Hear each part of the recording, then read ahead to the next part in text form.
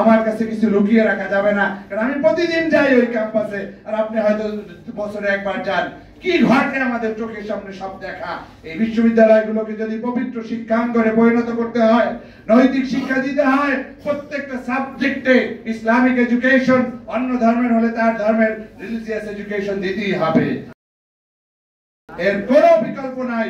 আজকে স্কুলের বাচ্চারা যখন নেয় সেটা আবার ভাইরাল হয়, স্কুলের বাচ্চারা যখন এই যে কিশোর যোগ দিয়ে নানা রকমের করে তার সহপাঠীকে করে, আপনাদের মনে চিন্তা আসে না যে কয়টা মাদ্রাসার ছাত্র এই জাতীয় কাজের সাথে যুক্ত? দেখা যাবে জেলগুলো জরিপ করেন, আমরা বাংলায় বলছি না, সাংবাদিকরা যান প্রত্যেকটা জেলখানা গিয়ে তথ্য নেন, তারপরেও কেন আপনারা মাদ্রাসাকে এত অবহেলা করেন? Why? What's wrong with you? I'm proudly speaking in front of all of you. Becoming a student of madrasa, I never afraid of anything, because I am afraid of Allah only.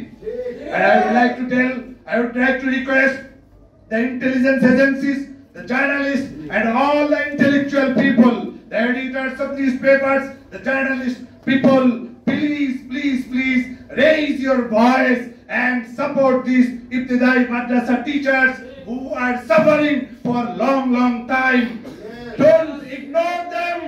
They are the citizens of Bangladesh. We all are citizens of Bangladesh. We have our own rights. Why you are trying to deprive us of all these rights?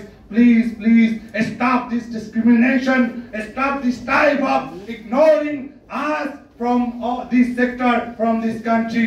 Please, আমি আপনাদের সকলকে অনুরোধ জানাচ্ছি, আমরা 2-4 জন জীবিত থাকতে কখনোই অন্যায়গুলো আমরা মেনে নিব না।